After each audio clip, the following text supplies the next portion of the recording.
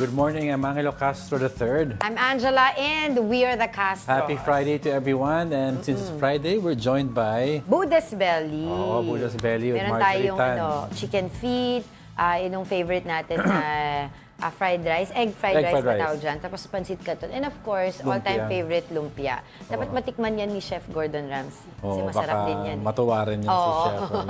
Okay, we're serving you today's headlines. All that before your second cup of coffee. This is Brunch. Senate President Cheese Escudero maintained that the 2025 national budget signed by President Bongbong Marcos did not contain any blank items. Meanwhile, Representative Raul Manuel said there were 14 blank items in the BICAM 2025 budget report. Here are the details. Senate President Cheese Escudero has addressed claims by Davao City Representative Isidro Ungab regarding the presence of blank items in the Bicameral Conference Committee report on the 2025 national budget. He said that Ungab should have known better given his experience as a former chair of the House of Representatives Committee on Appropriations. Ang hindi ko maintindihan sa nagrereklamo, dati siyang naging APRO chairman, alam niya ang patakaran. Ito ang alam ko. Wala pang dineklarang unconstitutional na Bicameral Conference Committee report. Escudero clarified that it was not the enrolled bill that was circulating with blank items. Ang tanong, yung GAA ba, yung General Appropriations Act ba, yung enrolled bill ba, may blanco ba? Hindi tama na mag-akusang may blank check na binigay ang Kongreso. Mali yun. Kasinungalingan yun at hindi totoo yun. At kung blanco man yung nasa GAA, hindi pwedeng i-release ng DBM yun. Hindi pwedeng i-release ng National Treasury yun. Meanwhile, Kabataan Party List Representative Raul Manuel claimed to have identified 14 blank entries in the BICAM report. 8 blanks were under the Department of Agriculture's Office of the Secretary, 2 in the Bureau of Fisheries and Aquatic Resources, 1 in the Philippine Coconut Authority, 1 in the National Irrigation Administration, and 2 in the Unprogrammed Appropriations.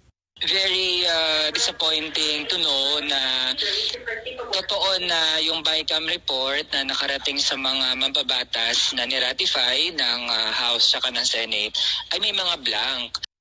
Manuel stressed the need to determine who filled in the blanks for the final version that President Ferdinand Marcos Jr. signed last December 30. Manuel also called on BICAM members to speak out on the issue.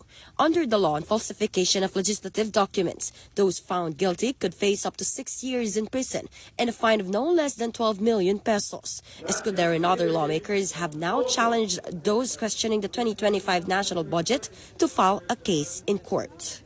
For News 5, I'm Marian Enriquez. We are One News. The question is naman yung sa GAA. Yung GAA mismo, wala naman blanks. Tsaka tama si Senator Cheese Escudero. If the GAA ang may blanks, DBM will not release anything na may blanco. Actually, pumasok na nga sa eksena si former Senator Ping Lacson, which is nakilala natin talagang scrutinize ng budget. Is the, sa tigre ng pagbabudget yan. Nabanggit niya dito na parang ang nangyari daw nito is same as nung before ng 2019 budget na na-veto ng President, kaya re-enacted sila. Kasi di ba sila nag-scrutinize nga sila ng budget. Ito yung sinasabi mo rin sa akin yesterday and the other previous days, na kapag yung enrolled bill ay different dun sa ratified na BICAM, minsan kasi ang ginagawa, di ba, kung dito may ina-add. May ina-add, insertions. Insertion. So, usually, di ba, kaya yung iba, like yung sila Senator Ping Lacson, sinasabi nila, na-scrutinize sila yung 2019 kasi may nakita sila doon ng mga added provisions na hindi naman yun yung in-approve ng BICAM.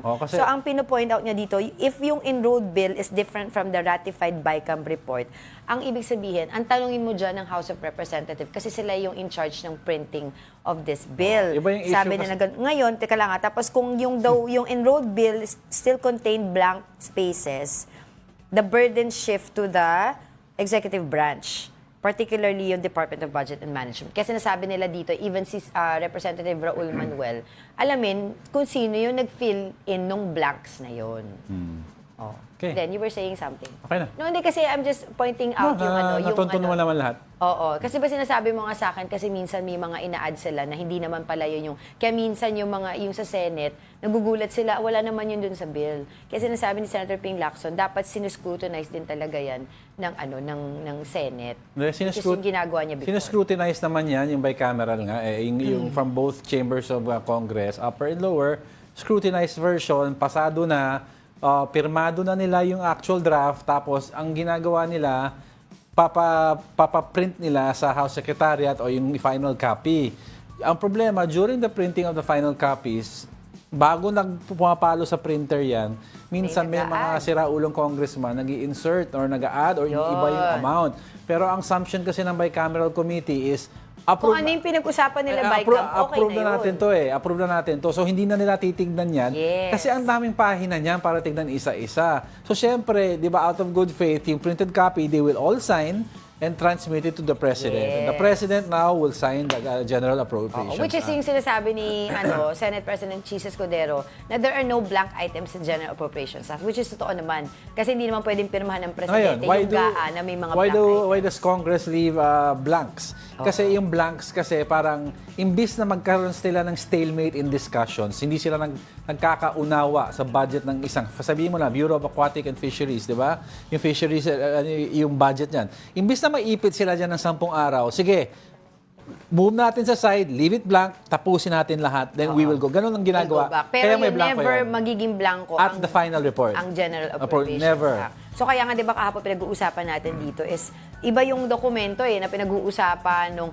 partido nila nila Representative Ungab with the former President Rodrigo Duterte at yung sinasabi naman ni Pangulong Bongbong Marcos. Ang umabot kay PRRD yung by-cam report yan na hindi pa tapos, na hindi pa fully inserted. Pero yun nga sinasabi na sino ang nag-fill in ng blanks na yun? Baka sila din. Kailangan daw. Kasi alam ko ginagawa ng Congress yan. Kaya nga ngayon, di ba, tinatanong di ba, umexit daw sa likod si Representative Stella Kimbo. Tinatanong siya, isa siya sa mga in charge di ba, sa committee. Hindi pa niya masabi. Pasasagutin daw niya next week. Anyway, so sabi naman, kung may reklamo, dalhin sa Korte. Dahil sa Korte Suprema. Alright. Meanwhile, U.S. Secretary of State Marco Rubio reaffirmed the United States' ironclad commitment to the Philippines under the leadership of President Donald Trump.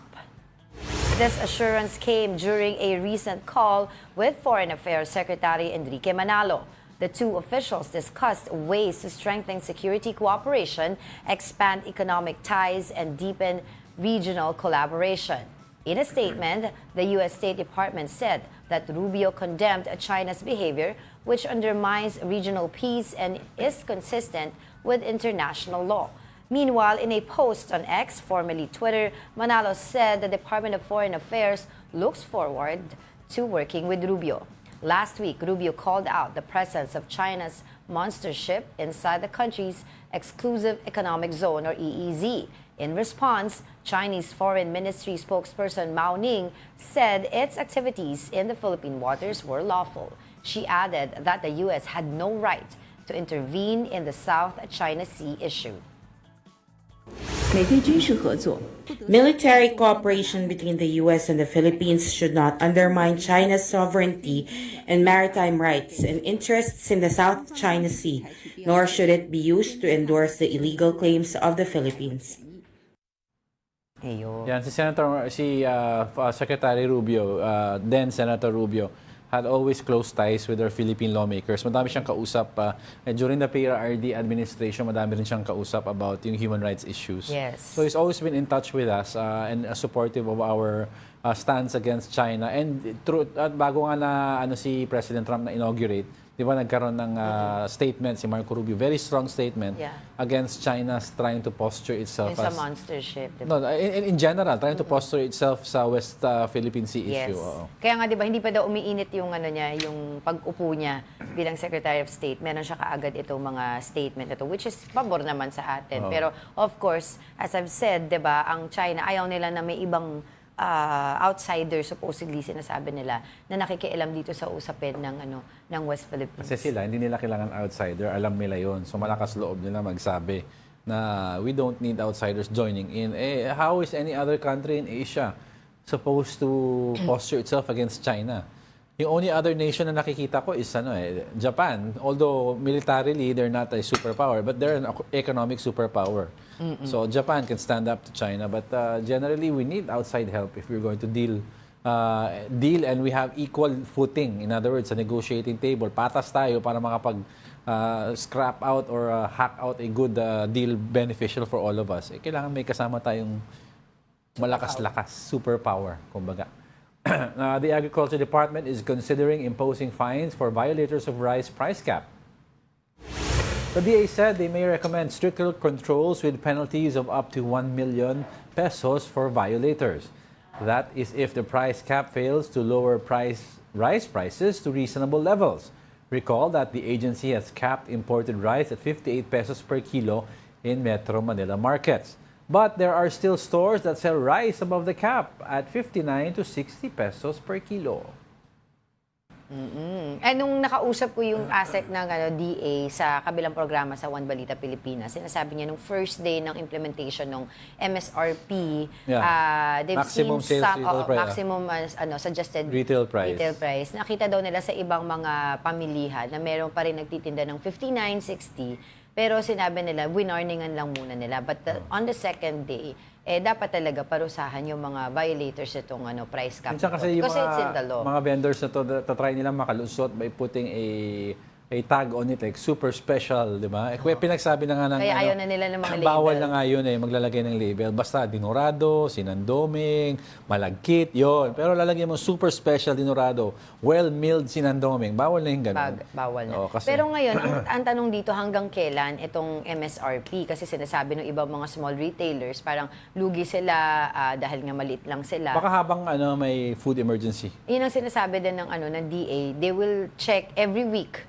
Yeah. Yung market price. Hanggang and stable. to see kung stable, kung okay na, then they can remove yung MSRP. Pero if not, continue lang. Actually, this last 8 years, rice has never, yung bigas, hindi siya stable Oo, hindi. Paiba-iba Even if siya nung ginawa nila, di ba, binababa yung taripa, yung tariff ng import rice from 35%, ginawang 15% Naalala ko to nun, lower daw the cost of the rice. Pero still, Nalala ko noong 80s and 90s, ang rice siguro hindi nagpapalit ng presyo yan for 3-4 weeks. Steady yan ngayon. Every other week, nagpapalit ata up, down, up, down. Noon may may... then we will see ngayon kung ano yung magiging effect nung gagawin nila ng pagde-declare ng food security emergency. Yeah, emergency, Pero wala pa kasi supposedly January 22 yon, pero hindi pa daw nakarating sa DA yung proposal ng NPCC para pag-aralan yung declaration. So we'll see. All right, coming up, at least 4 people, including 2 soldiers, were killed in an armed clash in Basilan. And the Armed Forces is now investigating the discovery of an underwater drone in Bohol. Ang dami na palang mga underwater na nakita 5. nila last year pa. Ngayon lang natin 5 to 6 isa-isa na daw. sa balita. Oo. Alright, we'll be back with more stories after the break. Keep it here on One News.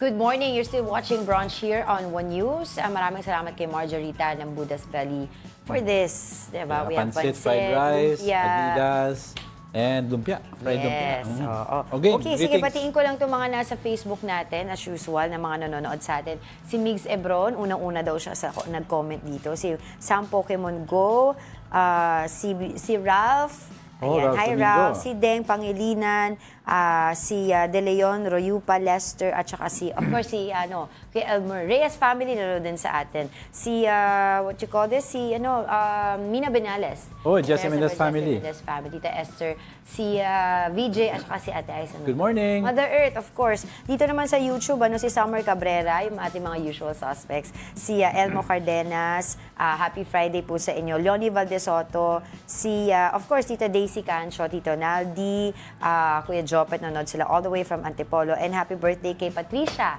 Cancho. Ayan. And nanonood din si Tita Mirna Almaria of Pasig. Okay. All right, let's continue with our discussion for today. 4 people were killed in a deadly ambush in Sumisip Town, Basilan on Wednesday. Officials said 2 soldiers and 2 attackers were killed during the firefight. This occurred while Army troops were out providing security for a team from the UN Development Program during a community engagement. We are working closely with the local government units and other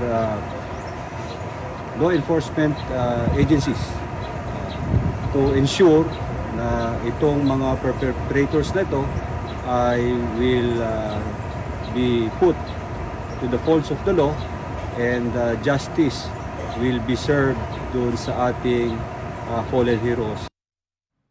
Now, the military said the attack was carried out by a group supported by some members of the MILF. According to the group, the Army's lack of coordination led to the encounter. Hindi po rin namin gustong magkaroon ng escalation, hindi po namin itutulirit. Alam po namin na talo po tayo lahat pag magkakaroon po ng unnecessary encounter. I was reading the report about it at sinasabi nila 2 of the yung mga yung mga ambushers tawag nila doon ay were known or are known in the area na may mga involvement sa mga criminal activities. So, ngayon ang tanong diyan, is it really confirmed na sila ay supported by MILF group? That we need to know also. sige, let's get the latest on that. Armed Forces spokesperson Colonel Francel Padilla is now joining us on the line. Thanks for joining us again, Colonel.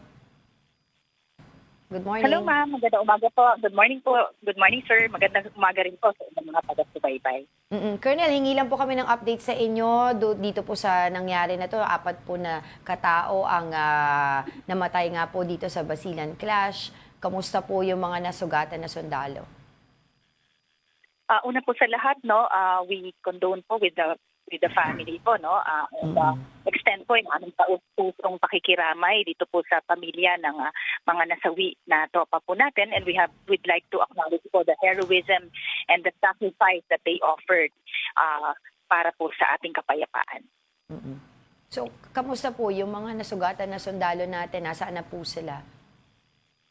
Yung mga wounded po, ma'am, kahapon po, pinisita po sila ng ating Chief of Staff, si General Romeo Browner Jr., and they are given the appropriate medical attention po, and that po, they were also given the Wounded Personnel Medal to acknowledge nga po itong kanilang sacrifice, para po, and heroism para po dito sa operation na naganap po.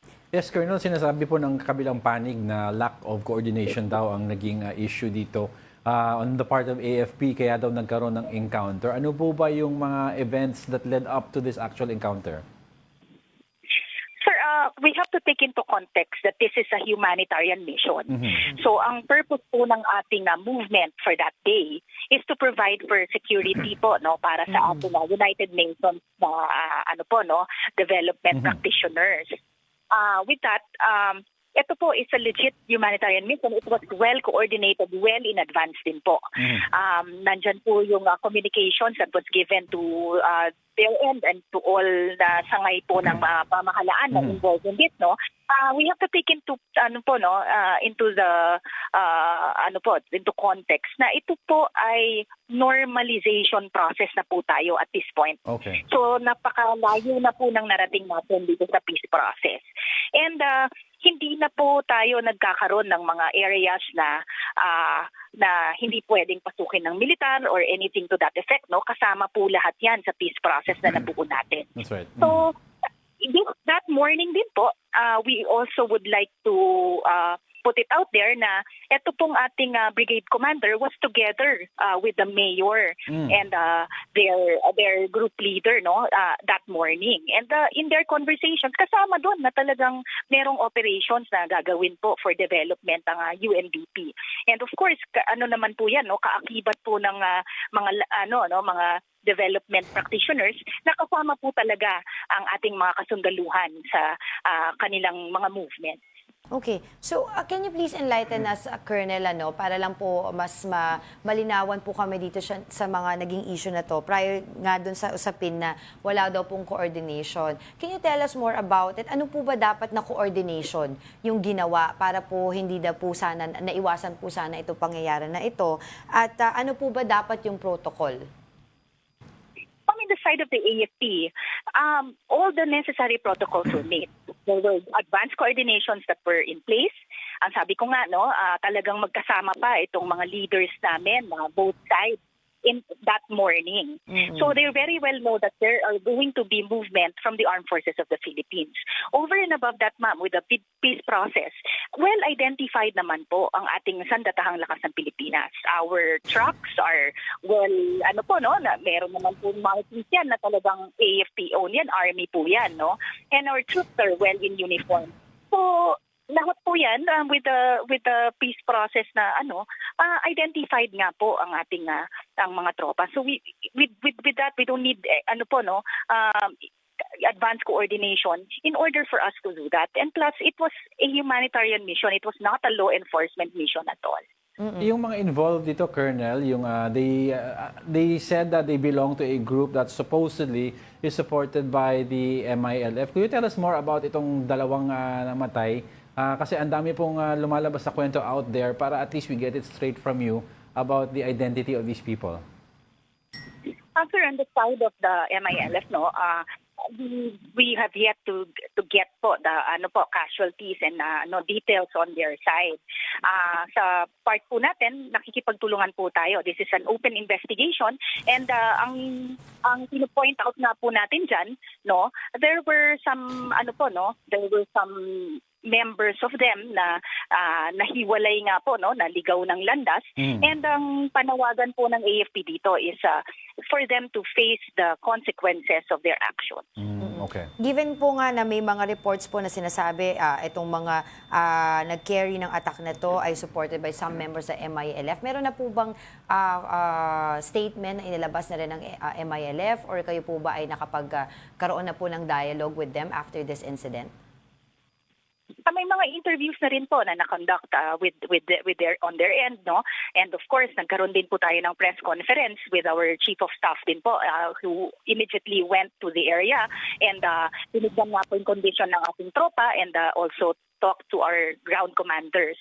So, ito po, as I said, it is an ongoing investigation, and nandiyan nga po ang panawagan nga po ng Sandatahang Lakas ng Pilipinas na ito po ay could be an isolated incident at miyembro po nila, they acknowledge it din po. And kung kami po, meron din kaming mga miyembro ng AFP po na medyo nagkakaroon po ng offenses o naliligaw ng landas, kami po ay talagang gumagawa ng necessary action to to sanction them. And we expect the same from their end po. Saan po ba dapat pupunta itong team from UN Development Program para magsagawa nito mga anti-poverty programs? Ito ma'am, different areas po, may iba't ibang programa sila na naka-line up within the different vicinities. So ito pong mga tropa natin are on their way po, para suportahan itong mga members po ng UNDP. Do we have an idea po kung itong mga programs na ito ay itutuloy pa rin after this incident? That is our hope, ma'am. Huwag po nating isantabi ito pong gains that we have garnered throughout the years na isulong po natin itong ating peace process. Sa ngayon po, at this point, normalization na nga po ito, development na po. Wala naman pong may gusto na mahinder pa ito ang pag-develop ng lugar na yan. Kung makikita po natin, slowly po nag-open na yan for tourism. And for the past years po, wala na po tayong major incidents such as this. And ito po nangyari, malaking insidente po ito. Hindi po natin gusto na magkaroon pa ng ganito ulit. Especially po, we are nearing our election period, and we want to maintain po the peace and ang pagiging peaceful din nitong parating pong elections. Okay, on a different topic po before we let you go, Colonel, would like to ask you na rin regarding dun sa mga drone na nakuha po sa karagatan na may mga Chinese markings. Do we have an update on the investigation? Kasi meron daw pong mga nakuha over the last year, mga 5 na, according po sa Navy. Opo, yung iba po dito, nasa Navy na po for us to conduct our forensic. Ang iba po na naiulat, yung isa po na nag-upload po online, was a past incident. And ang panawagan nga po natin sa mga kababayan natin dito, pag may nakita po silang ganito at natatakot po sila na i-recover or anything to that effect, makipag-coordinate lang po sa nearest BFAR or PCG or AFP unit. And kami po ang gagawa po ng necessary actions sa mga ganitong bagay. Ang pino-point out natin dito, ma'am, with all of these things that are happening, this is just one part of it, security po is a responsibility of each one. So bawat mamamayang Pilipino po, parte po tayo ng ating seguridad. So pag may ganito po na makita nating kahina-hinala, i-report po at ipag-alam po sa amin para po talaga pong ma-actionan natin ito. Okay. So meron na rin po ba tayong update dun sa initial investigation ninyo kung para saan daw po ginagamit itong mga underwater drones na nakuha? Meron tayong mga initial na release na dyan, ma'am, kung ano yung mga kinukuha niyang data based on the color nga po nitong mga drones. Yeah. So iba't iba po yan, merong pag black, military po ito, and others po, yung mga civilian, yung yellow and orange.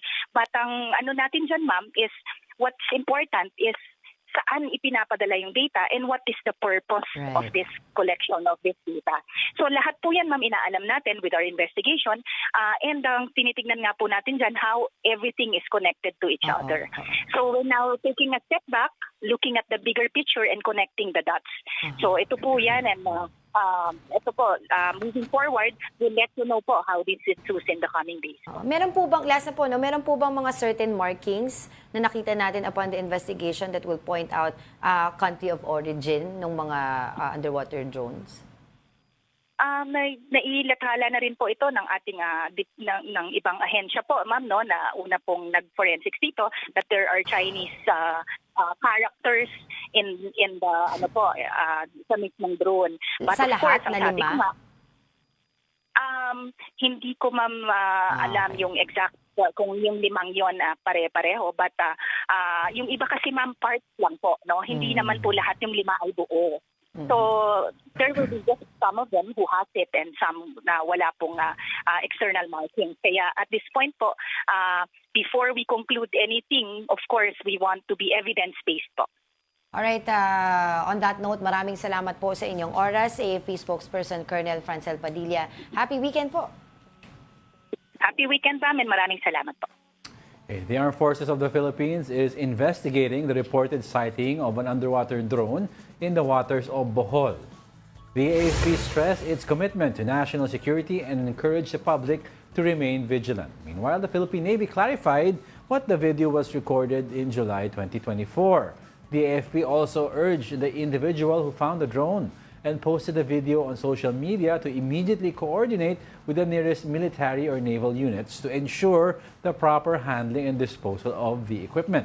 Since last year, the AFP has recovered at least 5 foreign underwater drones. In an interview with The Big Story, Navy spokesperson for the West Philippine Sea, Rear Admiral Roy Vincent Trinidad, said the drone sighted in Bohol resembles those previously discovered in Misamis Oriental.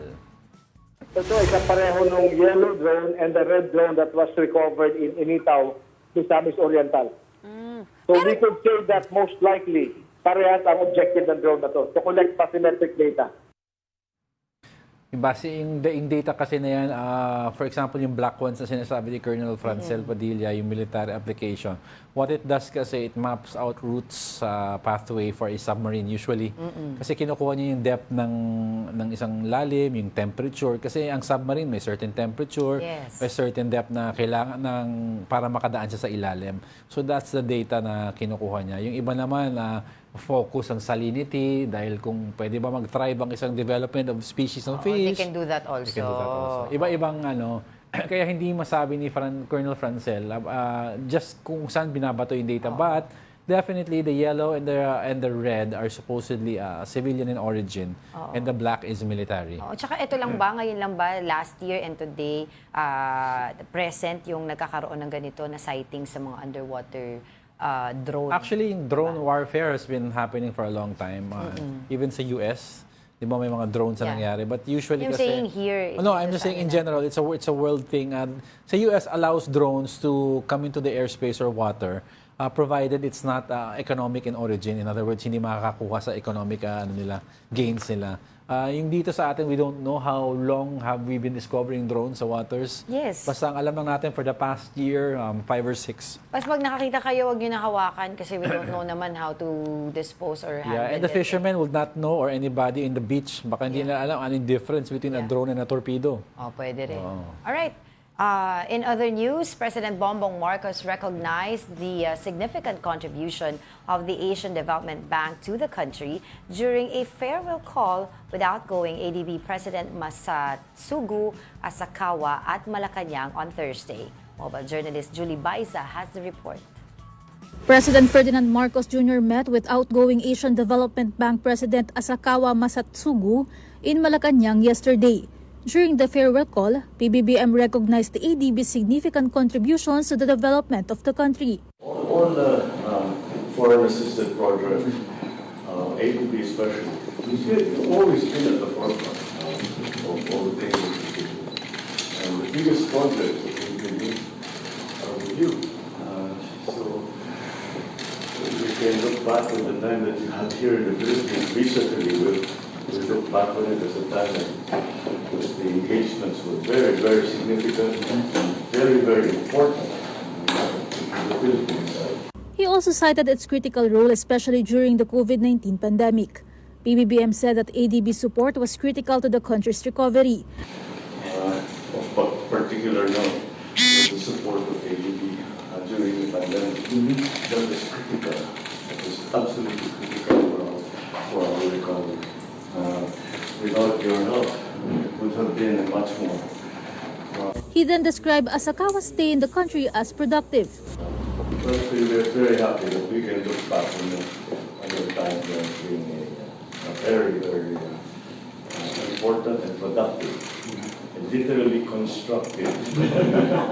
Meanwhile, the chief executive conferred upon Asakawa the Order of Sikatuna with the rank of Datu. The award is given in recognition of Asakawa's leadership. Asakawa, who served as ADB president for 5 years, will be succeeded by Masato Kanda. Masato is set to assume office next month. Mobile journalist Julie Baiza, We Are One News. The court has granted Apollo Kibuloy's motion to stay in the hospital for treatment for pneumonia. Kibuloy was brought to the hospital last week due to breathing difficulties. For now, the detained pastor is still experiencing cough. It is not yet clear when he will be transferred back to the Pasig City Jail. Kibuloy is facing a human trafficking case and other charges.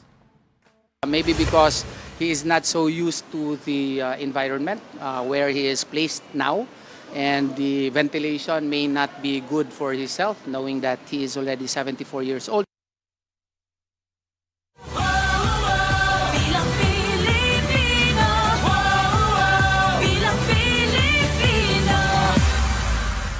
Online personality Francis Leo Marcos has formally withdrawn from the race for senator in the 2025 midterm elections. Marcos cited concerns over the wasteful use of public funds for the reprinting of ballots. On January 21, the Supreme Court issued a temporary restraining order, or TRO, against Comelec's decision to declare him as nuisance candidate. Another reason for his withdrawal is to give way for the re-election bid of Senator Amy Marcos. He stressed that his decision was not influenced by anyone. The money of the people will be spent for nothing. So kung ako lang yung magiging hadlang para gumastos na naman ng panibagong 100 milyon ng gobyerno, mas mamatamisin ko na lang, marami pa namang eleksyon eh. Kasi kung dalawa nga kaming Marcos doon, baka parehas pa kaming matalo, imbis na kahit papano may Marcos na magsisilbi sa bayan, eh mawala pa. Yun. Siya Ano nga yung totoo niyang name? Nagkiklaim siya Norman Mangusin. Nagkiklaim siya na kamag-anak siya nila or anak ng long lost Marcos, ano. Oo. I don't... Kasi magkakagulo daw ngayon sa sa balota, 'di ba? Kasi alam naman natin yung face ng balota is alphabetically arranged. Yeah, oo. Tapos magkakasunod sila most definitely ni Senator Amy Gusto ko lang Marcos. malaman kung yung name niya sa birth certificate Marcos, but yun ang file niya sa Siguro Comelec. nagpalit na siya. I don't know kasi unless 'di ba sabi naman ni Comelec chairman, unless i-challenge ang Comelec 'di ba dun sa material misrepresentation, tatanggap lang sila. Ministerial duty lang kasi ng duty lang sila ng certificate of candidacy, yun ang sinabi nila sa atin. Pero looking beyond this picture, 'di ba? Syempre, ano dapat gawin o sino ba dapat yung sisihin dito sa nangyayari na ang daming pera, milyones, yung pinag-uusapan natin na nasira at of course nasayang dahil nga dito sa magpiprint, titigil kasi maglalabas ng decision ng Supreme Court. So when I talked to Comelec spokesperson attorney Rex Aldianco sa One Balita Pilipinas the other day, ang pinaplano daw ngayon ng Comelec is start na yung filing ng Certificate of Candidacy by July 2026 or 2027. And that way, they could give ample time para sa Supreme Court to review all the, kunyari, yung mga motion for reconsideration. You have to remember kasi, Comelec has its own timelines and Comelec is independent of any other institution. Yes. As well as the Supreme Court is independent of any other institution. So therefore, they cannot base their timelines on the schedule of the other. So, Comelec sets these deadlines for it to function properly. Wala naman silang magagawa kung may lumalabas din na order ang Supreme Court. Pero in good faith naman, nagkakaroon daw ng mga correspondence between Comelec and Supreme Court. Ang Comelec mismo nagbibigay ng letter. Ito po yung schedule namin. Kasi it was ordered also by Supreme Court. Tell us the schedule of Comelec. Diba? So, binibigay naman nila. Pero yun nga, nagtanong na rin sila kaya na by January 22, ay tapos na yung pagbibigay ng Supreme Court ng mga TRO para dire-diretso na yung printing ng Comelec. Alright, don't go away. We're not done yet. Stay with us.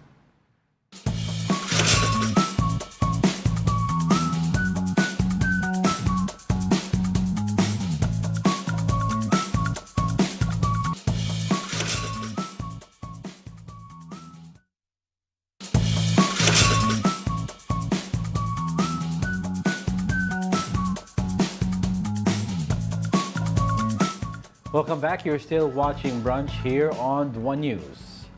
Okay, let's continue with our news. Filipino crew members held captive by Houthi rebels are now safe and back here in the country. Here's the report. At least 17 Filipino crew members returned to the Philippines on Thursday. They were among the 25 personnel held captive by Houthi rebels for more than a year in Yemen. The Foreign Affairs Department said the government of Oman led the dialogue with the rebel group. We have to thank also countries like the US, Egypt, Qatar, who were responsible for getting the Israeli and Hamas ceasefire deal together, no?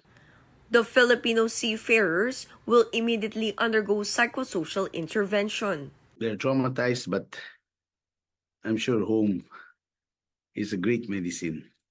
Pag nakauwi na sila. Walang injured if you mean that. No? They were treated well. Tumaba nga yung iba sa kanila. So at least that, alam natin, no? President Bongbong Marcos thanked those involved in their safe return. He added that these seafarers are the reason why he signed the Magna Carta law for their protection. For News 5, Faith Del Mundo, we are One News. I remember, 'di ba, talking about this dito sa atin about yung na-seize nga yung parang ito yung retaliation nila dun sa ginawa ng Israel over Gaza. So, I was wondering lang kung yung ang tawag dito yung kung saan dumaan itong vessel na to ay kasama ba yun dun sa mga hot zones na dapat hindi na daan? You have to remember, may daanan dyan. There is a shipping line area kung saan dumadaan ng mga vessels. That is not really near Israel, but it's in proximity to where yung commerce ng Israel goes to and from. Kasi may linya ang ships ang Israel that goes to and from this area na wala na ibang labasan at pasukan. So it's pala, near Hodeida, en route to India, yung itong vessel na to. So sinasabi nga nila nila na although this is operated by a Japanese firm, yung etong ship na to is British-owned vessel na according sa kanila, may mga links din to Israeli businessman Abraham Ungar. Parang ganun. Kaya isa yan sa mga tinarget nila dahil nga related nga dun sa retaliation retaliation nila over dun sa ginawa ng Israel over Gaza. But of course, we're happy to announce nga na 17 seafarers natin, mga Pilipino, ay nakabalik na dito sa Pilipinas. Right, that's right. Alright, in other news, a magnitude 5.8 earthquake struck San Francisco, southern Leyte on Thursday, January 23. Now, according to PHIVOX, the earthquake was tectonic in origin and occurred at a depth of 14 kilometers. Several structures, including schools, houses, and roads, were damaged due to the tremor. Varying intensities were felt across many areas, including southern Leyte, Samar, eastern Samar, Surigao del Norte, Cagayan de Oro, Gingoog City in Misamis Oriental, Cebu City, parts of Capiz, and Mambahaw in Camiguin. 5.8, medyo mataas yan. Pero sinasabi nila hindi naman daw ito connected doon sa... yung West Valley Fault. Yung West Valley Fault Marikina, that's in Marikina eh. Oo, yung sinasabi nilang the big one. Yung West Valley Fault kasi traverses from Marikina all the way to Taguig. Paikot yan. At pag yan daw ang gumalaw, yung expected damage is really massive. Kasi matagal na ang huling paggalaw niya. So ang in-expect nila 8 to 8.9 eh. Di ba? Yung the big one, ang intensity niya. Yeah. Pero nakita mo dito yung lalaki ng mga yung mga bitak-bitak sa kali. And unfortunately, di ba, lagi naman natin dito pinag-uusapan dito na wala pa naman talaga tayong technology to...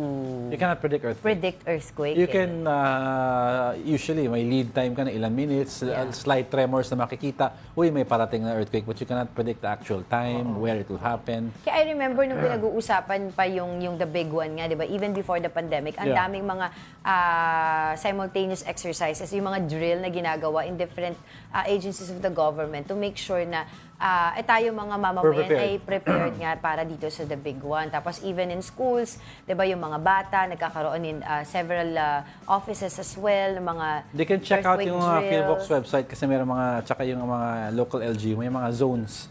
When an earthquake happens, you know, if you're from Quezon City, saan ka pupunta? Yes, so parang command center, no? Sa veterans area. Kasi ang ini-expect nila pag nagka-big one earthquake, mabibitak ang Metro Manila and might be separated from each other. So you can check if you're QC, dito ka. If you're in Taguig, Manila, dito ka. So you can check that out sa mga website nila. The Philippine Star inaugurates its new headquarters in Parañaque City. The publication put up an exhibit that showed how it evolved throughout the years. The Philippine Star is the first Filipino newspaper that introduced colored pages.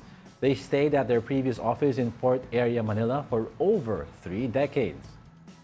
But a new chapter, a new dawn for the Philippine Star. For close to 4 decades, the Philippine Star has been a guiding light to millions of Filipinos. We have navigated through pivotal moments in our nation's history, unwavering commitment to truth, excellence, and service to the Filipino people. Well, congratulations, and they've done very well. It's a tribute to the management team and to the people of the Star, no? for doing so well. Again, congratulations to the Philippine Star. Meanwhile, the Smart Infinity Philippine Open 2025 officially kicked off on Thursday at Manila Southwoods Golf and Country Club with 144 golfers in the tournament. Here's the report.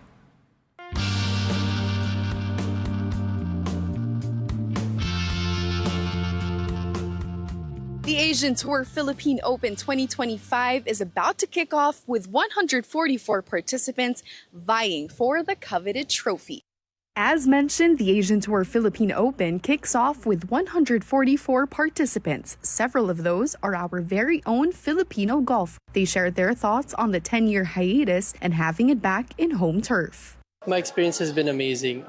It's nice because, you see a lot more of this professional setup internationally, and now it's brought to the Philippines, so it's perfect. In terms of playing this event, I'm just so happy that we get more opportunities as Filipino golfers to just, compete in the big stage. It's the return of the Philippine Open. This is a very special event, not only for me, but for all the other Filipino golfers. It's a very prestigious event. I'm really happy it's back on the Asian Tour.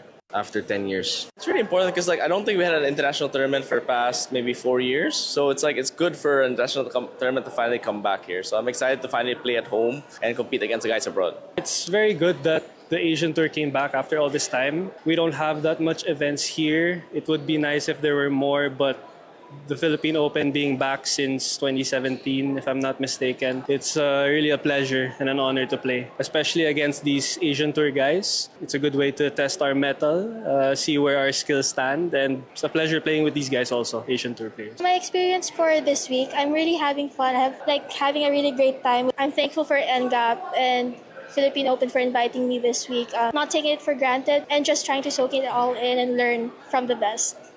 Just like what our Pinoy athletes shared, having the Asian Tour kick off in the Philippines not only challenges each one of them, but gives our golfers the opportunity to learn from the best.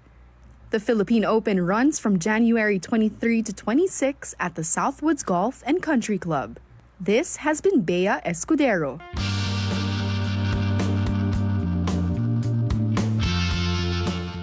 After 2 years, hit videoke game show Singaling is finally returning to TV5. Mobile journal Denise Valdesancho gives us a glimpse of what to expect in this report. Hindi, marami kayong maaabangan. Ang pagbabalik ng Singaling. Yeah. Your favorite karaoke game show is making a grand comeback to back. Singaling is set to return this March for both the regular and Celebrity edition. Sing Masters Kay Brosas, Randy Santiago, and Donita Noes are back. Given na yung mga nakakatawa, marami din mga emotional moments. Let's watch this. That's alongside Duke bosses Ray Valera, Jezza Zaragoza, Ethel Buba, Ariel Rivera, and Alan Kay, who are also set to return. What should fans expect? Siyempre, mas masaya kasi mas marami lalo ngayon. So, in-expect namin na mas mag-enjoy pa yung mga kaawit bahay natin. New edition, new faces. As more icons are expected to join, making this year's Singaling a better experience for the kaawit bahays. Meanwhile, TikTok star Queen Ai is also making an appearance alongside Nico, Yan Yan, and Gab as one of the show's sing-talkers. Ito finally, harap-harapan makikita namin yung mga kaawit-bahay talaga na solid na sumusuporta sa Singaling. Zandy and first season winner of Singaling, Marimar Tua, are also taking on the role as the now Zending online hosts. Mobile journalist Denise Valdesancho. We are One News.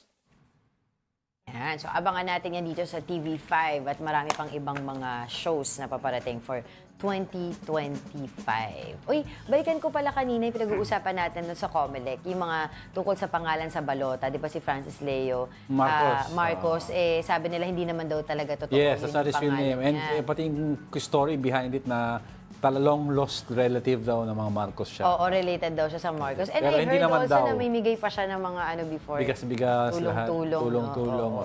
Pero anyway, trillionaire daw siya, trillionaire. Sabi niya? Oh, wow. Penging pera, joke lang. Pero yung yung tungkol din kay, naalala mo, kay Bong Revilla. Ano before, issue yung you have to... 2009, 2010 ata yun. Yung pagdating kasi sa mga pangalan, diba, remember that? Kasi alphabetically arrange ang balota. Tapos, kapag Revilla, pang huli na siya doon halos kasi letter R. So, ang ginawa, yung apelido niya is Bong Revilla. Parang when you, sa application forms, kasi may last name, first name, middle. Sa last name, lalagay niya Bong Revilla pa lang. Yes. So, last name niya is Bong Revilla Ramon Jr.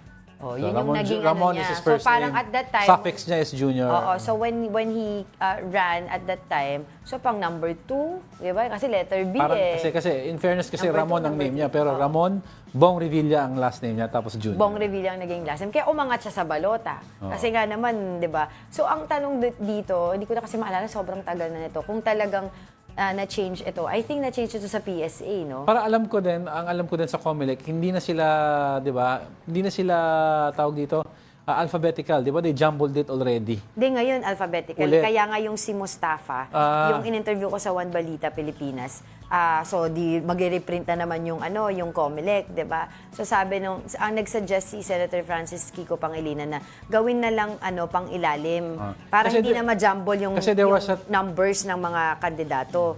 sabi ng COMELEC, ay alphabetically arranged kami. So it would be unfair to Mustafa na ilalagay siya sa huli. So I remember there was a time na hindi siya alphabetical ginambol nila. Kaya nga nagkaroon ng numbering. Kasi kung hindi, alphabetical mo, you don't need the numbers. Kaya ngayon may numbering na. Pero kasi may numbering. nangyari yun, ginawa ng COMELEC, I don't remember when it was. Dahil sa party list, yung ang word nga ng... May number 1, 2, 3, something. Oo, one Bicol, kunyari gano'n. Kasi syempre yung mga kandidato, gusto nila, unang makikita sila ng mga botante sa balota. Kasi pag party list, ang daming choices. Even yung mga ordinaryong kandidato sa Senate, kasi ilan yan. Diba? Out of 200 plus, 100 plus yung mga 60 plus ba if I'm not mistaken yung mga confirmed ng COMELEC na qualified candidates. Diba? So syempre, ikaw botante ka, pag bigay sa'yo ng balota, yung una mo makikita. Kaya diba sinasabi natin, bago ka pumunta bumoto, lista mo na yung mga mo, kasi kung di mo alam, iboboto mo. Kung di mo alam, overwhelm ka kahit sa party list pa lang at sa daming senador. So pag at least may listahan ka makita, ito na, hanapin ko na lang yung pangalan na dito sa balota. At ayusin nila yung pag-shade. Diba? Yun yung ating pinapakita to. Pero yun nga, going back kay Senator Bong Revilla, yung pinalitan niya yung apelido niya. So, kasi di ba sinasabi naman ng COMELEC na unless i-challenge yung nag-file ng certificate of candidacy, ministerial duty lang sila, tanggap lang sila ng tanggap. So, I guess, walang ngipin na PSA na tong Bong Revilla. Walang ngipin ang nila. Wala silang ngipin in terms of processing documents. Basta in good faith. Kaya nga, di ba yung kay Alice Go, di ba, nanalo siya bilang mayor, yung pala, iba yung hindi siya Filipino citizen pala. Alright, happy Friday to everyone. Thank you for joining us. Thank you for Buddha's Belly and all those who watched us today. And before we go, I'd like to leave you with a quote. Well done is better than well said. That's from Benjamin Franklin. Remember that? Practice what you preach. Parang gano'n, diba? Walk the talk. Walk the talk. Lead by example, not by words. Puro dada. And that wraps up today's episode of Brunch. Join us again on Monday. I'm Angela Lagunsad Castro. And he's Angelo Castro III. We are One News, all sides, all the time.